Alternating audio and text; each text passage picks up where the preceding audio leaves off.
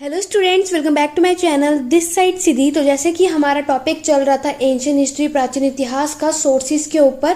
तो हम लोग पढ़ रहे थे कि हमें इतिहास के समय पर क्या क्या सोर्सेज देखने को मिलते हैं, जिससे हमें ये पता चलता है कि हिस्ट्री यानी इतिहास के समय में पास्ट के टाइम पर कौन सी घटनाएं घटित हुई थी। ठीक है, तो अभी तक हमने already 2 video already cover up कर चुके हैं। आज हमारी ये तीसरी वीडियो है, पार्ट 3 है। तो अभी तक हम लोगों ने क्या क्या वीडियो में पढ़ लिया, आर्कियोलॉजिकल सोर्स और लिटरेरी सोर्स को मैंने आपको पूरे अच्छी तरीके से डिटेल में समझा दिया है। अगर आपने वो वीडियो ना देखी तो लिंक डिस्क्रिप्शन में है, नहीं तो आप प्लेलिस्ट में एंशियंट हिस्ट्री की जो प्लेलिस्ट है वहां जाके उस वीडियो को देख सकते हैं। तो चलिए आज की क्लास को स्टार्ट करते हैं और बढ़ते हैं इस आखिरी। आज हमारा ये सोर्सेज का जो टॉपिक है ये कंप्लीटली यहाँ पे खत्म हो जाएगा। तो देखते हैं आज हमें आज की क्लास में हम लोग क्या क्या पढ़ने वाले हैं। वीडियो पसंद है तो लाइक शेयर ज्यादा से ज्यादा करना, ठीक है। अगर आपको कॉन्सेप्ट क्लियर होता जाए साथ साथ आप मुझे कमेंट करके भी बताते रहिएगा। तो चलिए आज की क्लास को स्टार्ट करते हैं। तो जैसे कि स्टूडेंट मैंने आप लोगों को बताया था, आर्कियोलॉजिकल सोर्सेज जो हम लोग यहाँ पे देखते हैं वो 3 हिस्सों में देखते हैं। ठीक है, सॉरी, यहाँ पे जो हम लोगों को सोर्सेज मिले थे वो 3 हिस्सों में हमने पढ़े थे। पहला हमने आर्कियोलॉजिकल सोर्स, पुरातात्विक स्रोत पढ़ा था। दूसरी जो हमने वीडियो में अपने लिटरेरी सोर्स, जिसमें हमने रिलीजियस और नॉन रिलीजियस जो भी चीजें हमें देखने को मिली थी वो सारे कॉन्सेप्ट आपको मैंने वहाँ समझा दिए। आज जो हम पढ़ने वाले हैं वो हम देखेंगे डिस्क्रिप्शन ऑफ फॉरेनर ट्रैवलर। तो जो भी बाहर से जो ट्रैवलर आए थे भारत में, हमारे देश में, ठीक है, उनके थ्रू, मतलब देश में क्या, जितने भी फॉरेनर ट्रैवलर थे उनके थ्रू जो हमें हिस्ट्री के बारे में, इतिहास के बारे में पता चलता है, आज हम इस टॉपिक के बारे में पढ़ेंगे। एंड आज हम फाइनली हमारा जो सोर्स का टॉपिक है वो हम पूरा कंप्लीट करने वाले हैं। इसके बाद ये क्वेश्चन करनी है, टॉपिक पढ़ने के बाद हम कुछ क्वेश्चंस भी देखेंगे कि किस तरीके से एक आइडिया आपको हो जाए किस तरीके से आपसे यहाँ से भी क्वेश्चन देखने को मिलता है। ओके, तो चलिए बढ़ते हैं और देखते हैं कि कौन कौन से फॉरेनर ट्रैवलर्स के थ्रू हमें क्या क्या बातें पता चलती है पास्ट यानी कि हिस्ट्री के बारे में। तो अभी तक हम लोगों ने आर्कियोलॉजिकल और लिटरेरी सोर्स कंप्लीट कर लिया। आज हम बात करेंगे जो विदेशी यात्रा आए थे, जो फॉरेनर ट्रैवलर के अकाउंट में, जो उनके हमें खाते में क्या क्या देखने को मिलता है। तो चलिए स्टार्ट करते हैं। तो सबसे पहला पॉइंट आप यहाँ देख रहे हैं, India has visited by many travellers since time immemorial and among them the notable ones like Greek, Roman and Chinese. जो चाइनीज के विजिटर्स थे have left behind a rich account of our historian past.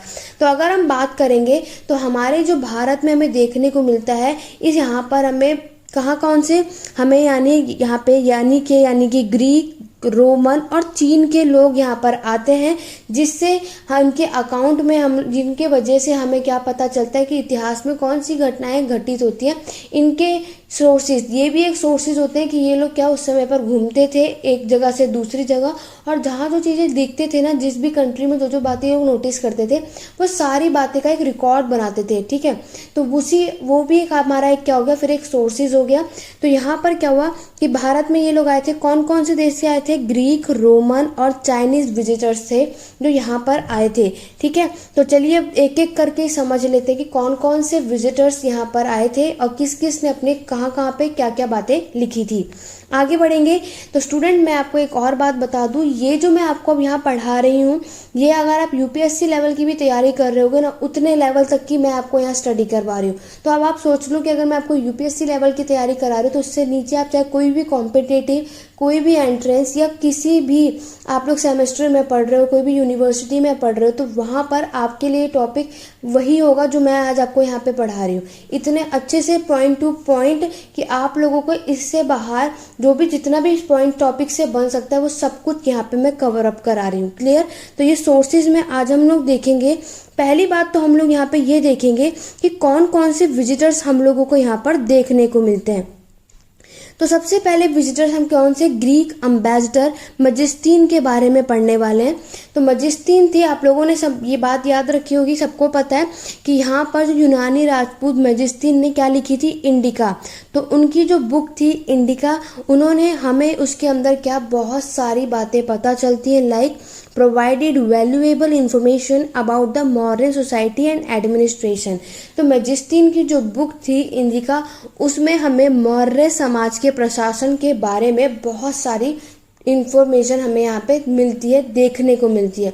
तो आज हम जो ancient history में Mauryan period पढ़ते हैं तो उसके बारे में हमें जो मजिस्तीन की बुक इंडिका है वहाँ से उसके बारे में हमें पता चला था कि उस टाइम मौर्य के काल के समय पर उनका प्रशासन कैसा था। तो ये हमें जो सोर्स देखने को मिला है वो कहाँ, मजिस्तीन की जो इंडिका के बुक थी वहाँ से हमें ये बातें पता चलती हैं। दूसरी मैं अगर आपको बात बताऊं, दूसरा यहाँ पे क्या बोल रहा है, इसी तरीके से the Periplus of the Erythraean Sea and the Ptolemy geography, ये दोनों की दोनों क्या थी, ये ग्रीक, ये किस में लिखी गई थी, ये दोनों ही ग्रीक में लिखी गई थी कि। और अगर मैं आपको यहाँ पे साथ में बता दूं तो ये क्या करते थे, provided valuable data regarding Indian ports and commodities of trade between India and the Roman Empire.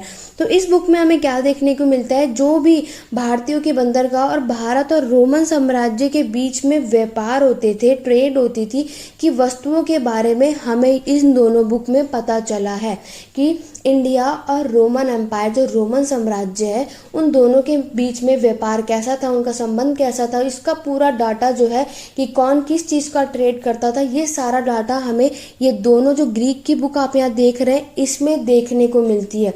तो ये हमारा दूसरा सोर्स होता है। ठीक है, आगे बढ़ेंगे तो ये मैंने आपको बता दिया दोनों ग्रीक से। ठीक है, तो ग्रीक से जो लोग आए थे उनसे हमें ये दो बुक यहाँ पे देखने को मिलती जो ग्रीक में लिखी गई थी, और यहाँ पर हमें पता चला कि मॉडर्न का जो एडमिनिस्ट्रेशन सिस्टम था वो सारी बातें यहाँ पे हमें पता चली। दूसरा हमें यहाँ पर क्या कि इंडिया और जो रोमन एम्पायर के बीच में जो ट्रेड था, व्यापार का जो सिस्टम था, वो सारा यहाँ पे डाटा हमें इन दोनों बुक में देखने को मिलता है।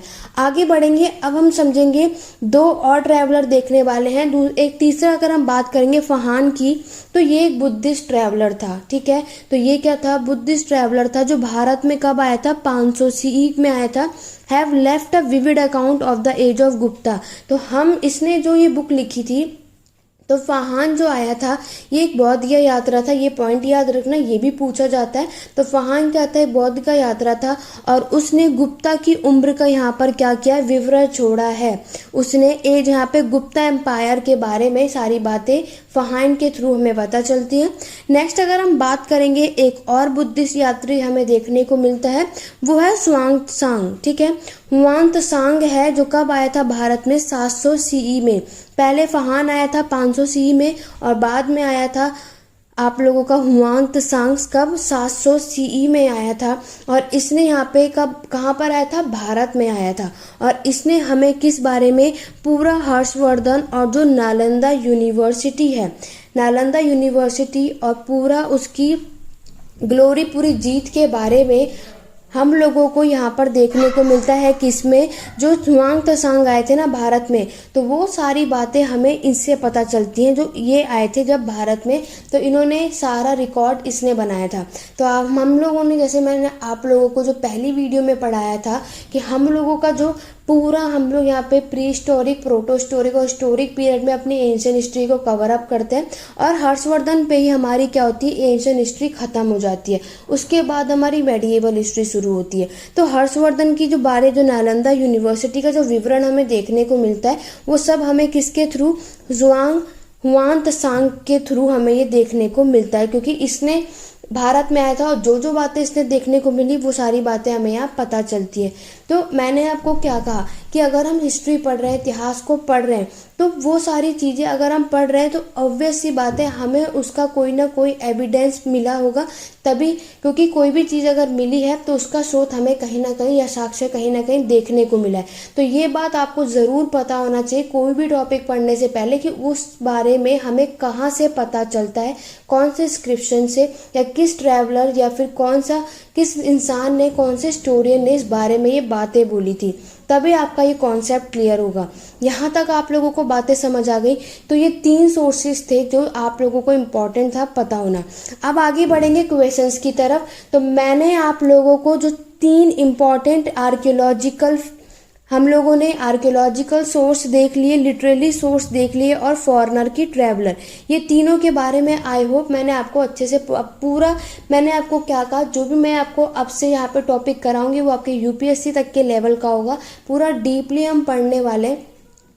और ये पढ़ने के बाद फिर हम कुछ क्वेश्चंस भी डिस्कस करेंगे कि किस तरीके से क्वेश्चन अगर यहाँ से आपसे पूछा जाएगा तो आपको क्या क्या करना है। तो आप लोगों को आई होप ये तीनों कॉन्सेप्ट क्लियर हो गया होगा। तो चलिए बढ़ते हैं क्वेश्चन की तरफ। और जिसने भी इससे पहले की 2 पार्ट नहीं देखी है वो जा करके ज़रूर देखना। बहुत अच्छे से आप लोगों को जो सोर्सेज से रिलेटेड कभी कोई प्रॉब्लम होगी क्योंकि वो सारी की सारी क्लियर होने वाली है। और मैं आपको यही बोलूँगी कि अभी के अभी इस चैनल को ज्वाइन कर लो, इस सीरीज़ में जुड़ जाओ।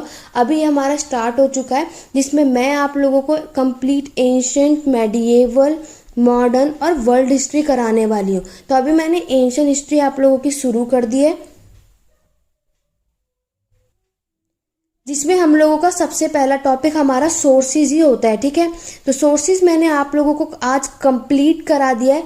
नेक्स्ट वीडियो में मैं आप लोगों को कराऊंगी जो हमारा सेकंड टॉपिक होगा वो होगा हमारा स्टोन एज। ठीक है, तो हम लोग यहाँ पे पूरा पाषाण काल, नवपाषाण काल और मध्य पाषाण काल हमारा सेकंड टॉपिक होगा जो हम नेक्स्ट वीडियो में कवर अप करेंगे। आई होप उससे पहले आप लोग ये पूरा जो सोर्सेज वाला है ये चैप्टर पूरे तीनों वीडियो को अच्छे से देख लो, नोट्स अच्छे से बना लो। क्लियर हो गया? इन सब की पीडीएफ मैं आपको टेलीग्राम चैनल पे दे दूंगी, लिंक डिस्क्रिप्शन में, तो उसके लिए मेरे साथ बने रहना। तो चलिए अब सोर्सेज हमने कंप्लीट कर लिया टॉपिक। अब देखते हैं किस तरीके से आपसे यहाँ क्वेश्चन पूछा जाता है। तो बढ़ते अपने क्वेश्चन की तरफ। क्वेश्चन में आप लोगों से यहाँ पे पूछा गया है which of the following statement is associated with archaeological source. तो इनमें से कौन सा कथन पुरातात्विक स्रोतों से संबंधित है। क्लियर? आगे बढ़ेंगे, पॉइंट्स पढ़ेंगे। सबसे पहला पॉइंट है it include structure and objects found in excavation, inscription and numismatic source. तो इसमें उत्खनन, शिलालेख और जो हमें मुद्रा जो शास्त्रीय स्रोतों से मिली संरचनाएं और वस्तुएं शामिल थी। दूसरा पॉइंट बोल रहा है our knowledge of prehistoric time and the Harappan culture is executively based on the source obtained from the excavation. तो हमें जो प्रागैतिहासिक ऐतिहासिक काल और हड़प्पा संस्कृति के बारे में आज जो हमें ज्ञान विशेष रूप से उत्खनन प्राप्त होता है वो क्या स्रोतों पे आधारित है। तो आप लोगों को अगर इसको अगर चैप्टर आप लोगों को बहुत अच्छे समझ में आएगा तो आपने देखा कि दोनों ही पॉइंट आप लोगों के यहाँ पर क्या है, सही है। तो right answer option number C होगा। ऐसा क्यों? क्योंकि मैंने आपको क्या बताया कि हमें जो सोर्सेज देखने को मिलते हैं, जो हमारे पुरातात्विक सोर्स देखने को मिलते हैं, उसमें जो भी खुदाई के थ्रू या फिर जो भी अभिलेख और जो भी हमें कॉइन, सिक्के के जो सोर्सेज हमें देखने को मिलते हैं ये हमारे सोर्सेज थे। दूसरा हमें क्या बताया, दूसरा हमें जो प्री हिस्टोरिक और जो हड़प्पन कल्चर के बारे में पता चलता है तो उसमें सबसे वो किस पे बेस्ड है, हमारे सोर्सेज पे। तो आज अगर हमें कोई भी सोर्सेज नहीं मिलता, स्रोत नहीं मिलते, कोई एविडेंस ही नहीं होता तो हमें कैसे पता चलता कि पहले के समय पर हड़प्पन की जो संस्कृति थी वो क्या थी, वहाँ के लोग क्या पहनते थे, किस तरीके से अपना जीवन व्यतीत करते थे। तो ये सारी बातें जो है वो हमें किससे, जो हमें सोर्सेज मिले हैं, जो सोर्सेज के एविडेंस मिले हैं उसके थ्रू ये सारी बातें हमें देखने को मिलती है। ठीक है, तो आपका इसका right answer option number C होगा। आगे बढ़ेंगे नेक्स्ट क्वेश्चन की तरफ। नेक्स्ट क्वेश्चन में आपसे पूछा गया है Who among the following was the first survey journal of the Archaeological Survey of India? इनमें से कौन सा भारतीय पुरातात्विक सर्वेक्षण का पहला सर्वेयर जर्नल था। तो ये आप सभी ने पढ़ रखा है, बहुत अच्छे से पढ़ा होगा कि जो पहला आर्कियोलॉजिकल सर्वे ऑफ इंडिया था वो कौन था, James Burgess, Alexander Cunningham, James Prinsep या फिर जेम्स फर्ग्यूसन। तो ये आप सबको पता है जो आर्कियोलॉजिकल सर्वे ऑफ इंडिया है वो सबसे पहले अगर हम देखते हैं उसका सबसे पहला जो गवर्नर जो सर्वे जर्नल था वो कौन था, अलेक्जेंडर कनिंगम। अगर आप लोगों ने 12th क्लास की एंशिएंट हिस्ट्री की पहली पार्ट 1 पढ़ा होगा वहां पर ये भी मेंशन कर रखा है कि कनिंगम क्या था, वो पहला सर्वे ऑफ इंडिया था। तो यहाँ पर आप लोगों को समझ में आ गया। अगर आपसे एक क्वेश्चन पूछा भी जाता है तो अलेक्जेंडर कनिंगम है जो आर्कियोलॉजिकल सर्वे ऑफ इंडिया के सबसे पहले सर्वे जर्नल थे। क्लियर हो गया? आगे बढ़ेंगे नेक्स्ट क्वेश्चन की तरफ। नेक्स्ट क्वेश्चन में आपसे यहाँ पूछा गया है which are the types of inscription. कौन सा यहाँ पे शिलालेख है, caves inscription, pillar inscription, rock inscription या फिर ये सभी। तो आप लोग जानते हैं जो हमें अभिलेख मिले थे हमें जो सोर्सेज मिले थे इंस्क्रिप्शन के, वो हमें केव पे भी मिले थे। लाइक आपने देखा भीमबेटका की केव पेंटिंग हमें देखने को मिली थी, ठीक है, प्री हिस्ट्री के आपकी पैलियोथिक टाइम पर ये सोर्सेज। प्री हिस्ट्री में हमने देखा है रॉक के इंस्क्रिप्शन हमें देखने को मिले हैं, पिलर के इंस्क्रिप्शन पे भी, जहाँ पे ये तीनों पर ही हमें ये अभिलेख देखने को मिलते हैं। तो राइट आंसर इसलिए आप लोगों का क्या होगा यहाँ पर, ऑप्शन नंबर डी। आगे बढ़ेंगे नेक्स्ट क्वेश्चन की तरफ। नेक्स्ट क्वेश्चन में आपसे पूछा गया है, नेक्स्ट क्वेश्चन है when was Tripitaka were written down. अब आप लोग सोच रहे होंगे कि मैंने यहाँ पे क्यों करा, बट आप लोग ये बात जानते हैं त्रिपिटक भी एक सोर्सेज था और ये एक आप लोगों का क्या है, लिटरली सोर्स है, ठीक है। ये क्या है, आप लोगों का एक लिटरली सोर्स है और लिटरली का ये रिलीजियस सोर्सेज है। तो उसमें हमें त्रिपिटक के बारे में मैंने आपको बताया था। तो त्रिपिटक में आपसे यहाँ पे पूछा गया है त्रिपिटक कब लिखे गए थे। बिफोर गौतम बुद्धा के पहले लिखे गए थे, जब या तो जब गौतम बुद्धा के लाइफ के दौरान, जीवन के टाइम पर ही लिखा गया था, या फिर उनके मरने के बाद लिखा गया था, या फिर बी और सी दोनों ही ऑप्शन सही हैं। तो अगर मैंने आपको ये पढ़ा रखा है ऑलरेडी, मैंने बौद्ध धर्म आप सबको पढ़ा रखा था, बौद्धिज्म, ठीक है। तो मैंने आपको बताया था त्रिपिटक जो है वो कब बना था, गौतम बुद्धा जब मर गए थे, जब उनकी मृत्यु हो गई थी, उसके बाद ही त्रिपिटक लिखे गए थे, ठीक है। जिसका मतलब क्या होता है, 3 बास्केट्स। तो यहाँ हमने पढ़ा था जिसमें हम लोग देखते हैं वो 3 बास्केट कौन कौन सी होती है, सुत्त पिटक, विनय पिटक और थर्ड वन अगर हम देखेंगे तो वो है अभिधम पिटक। तो ये 3 पिटक हमें यहाँ पे देखने को मिलते हैं और ये कब होता है, जब गौतम बुद्धा की क्या मृत्यु हो चुकी होती है, उसके बाद ये त्रिपिटक लिखे गए थे। तो यहाँ पर आपका राइट आंसर क्या होता है, ऑप्शन नंबर सी, जब गौतम बुद्ध यहाँ पर क्या गए थे, मर गए थे, जब वो उनकी मृत्यु के बाद, गौतम बुद्धा के बाद ये त्रिपिटक लिखी गई थी। तो इसलिए राइट आंसर आपका ऑप्शन नंबर सी होता है। क्लियर हो गया। आगे बढ़ेंगे नेक्स्ट क्वेश्चन की तरफ। नेक्स्ट क्वेश्चन में आपसे पूछा गया है which of the following history book deal with the history of Kashmir. देखो ये भी आपका एक लिटरली सोर्स है, क्योंकि हमें बहुत सारे बुक्स देखने को मिले, बहुत सारे स्टोरियंस ने, जैसे ग्रीक एम्बेडसन ने अपनी मैजिस्टिन ने इंडिका लिखी थी, ऐसे ही रत्नगिरी, कुछ ना कुछ हमें बुक्स देखने को वहाँ मिली ही है। तो वो सारी आपको इस तरीके से, इसलिए बुक्स भी आपको याद रखने, वो सोर्सेज से भी हमें पता चलता है। तो आपसे यहाँ क्वेश्चन पूछा जा सकता है कि कौन सी इतिहास पुस्तक कश्मीर के इतिहास से संबंधित है, रत्नगिरी, देवस्मृति, जातक या फिर यजुर्वेद। तो वो जो कश्मीर के इतिहास से रिलेटेड है वो है आपका ऑप्शन नंबर ए, रत्नगिरी जो है वो कौन सी पुस्तक है जो कश्मीर के इतिहास से संबंधित है। तो कश्मीर के इतिहास के बारे में हमें रत्नगिरी जो बुक लिखी गई थी उससे पता चलता है। क्लियर हो गया। तो यहाँ पे आपका राइट आंसर क्या होगा, ऑप्शन नंबर ए। मैंने आपको क्या बताया कि हिस्ट्री में जो भी चीजें हुई हैं वो सबसे हमें कुछ ना कुछ एविडेंस मिले हैं, कोई ना कोई सोर्सेज मिले हैं, तभी आज हम उनके बारे में जान पाए हैं, चाहे हम कोई भी टॉपिक कॉन्सेप्ट पढ़ रहे हो। क्लियर हो गया।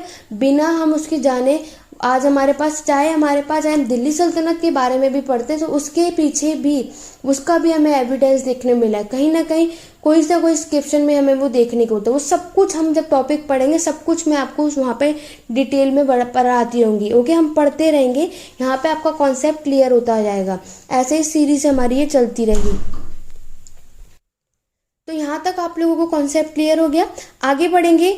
अब ये क्वेश्चन जो है स्टूडेंट, आप लोग मुझे कमेंट करके इसका आंसर बताएंगे कि when was Manusmriti written down. तो मनुस्मृति जो बुक है वो कब लिखी गई थी। आपके ऑप्शंस दे रखे हैं, सुंग एज के टाइम पर, या फिर हुन युग के टाइम पर, या फिर मौर्यंस, या फिर गुप्ता। तो इनमें से कौन से किसके समय पर मनुस्मृति लिखी गई थी। तो आप लोग इसका आंसर मुझे कमेंट करके बताएंगे। क्लियर हो गया। तो आज हमारा फाइनली ये पूरा सोर्सेज का टॉपिक जो है, जो स्रोत हमें देखने को मिलते हैं, वो कंप्लीट हो चुका है। क्लियर हो गया। तो यहाँ से अगर आपको कोई भी डाउट हो, सोर्सेज से बेस आपको कुछ भी पूछना हो, कमेंट करके पूछ सकते हैं। अदरवाइज टेलीग्राम चैनल का लिंक डिस्क्रिप्शन में है, वहां पर आप मुझसे मैसेज करके पूछ सकते हैं, आपके सारे डाउट को क्लियर करूंगी। क्लियर हो गया। अब हम बात करेंगे कि अब जो मैं आपके लिए नेक्स्ट वीडियो लेकर के आऊंगी, आपको मैं एक बात बता दूं, मैं आपको एंशिएंट और मेडिएवल ये दोनों ही साथ में लेकर चलने वाली हूँ। तो आपको मैंने यहाँ पे अब क्या करा दिया, एंशिएंट कंप्लीट का एक टॉपिक कंप्लीट कर लिया, अब मैं आपको मेडिएवल कराऊंगी। ठीक है। अगर आज हमने सोर्सेज हमने कंप्लीट कर लिए, लेकिन एंशिएंट हिस्ट्री का जो नेक्स्ट टॉपिक होने वाला है मैंने वो आपको बता दिया, वो होगा हमारा स्टोन एज, यानी कि पाषाण युग के बारे में, जिसमें हम लोग पुरापाषाण काल, मध्यपाषाण काल और नवपाषाण काल के बारे में देखने वाले हैं। तो नेक्स्ट वीडियो वो आएगी, उससे पहले आप इन सब कॉन्सेप्ट को, जितने सोर्सेज के बारे में बात है, इसको क्लियर कर लो। हो सके अगर अभी तक मेरे चैनल पे नए हो तो जल्दी से मेरे चैनल को सब्सक्राइब कर लो, ठीक है। तो जल्दी से जल्दी आप लोग मेरे चैनल को सब्सक्राइब कर लो, बेल आइकन जरूर प्रेस करना ताकि नेक्स्ट वीडियो जब भी आए तो आपके पास नोटिफिकेशन आए। सीरीज में जुड़ने के लिए चैनल को सब्सक्राइब कर लो। वीडियो पसंद आई तो लाइक शेयर ज़्यादा से ज़्यादा करो, लाइक शेयर करो और बाकी जितने आपके फ्रेंड्स उन सबको इस सीरीज में जोड़ो, ताकि अब आप लोग अगर स्टार्टिंग से अगर इस सीरीज में जुड़े रहोगे तो आपके सारे कॉन्सेप्ट क्लियर हो जाएंगे, ये मैं आपको गारंटी देती हूँ। बाकी जो आपके डाउट हो वो आप मुझसे पूछ सकते हैं। ओके, तो आज की क्लास में बस इतना ही। Thank you for watching.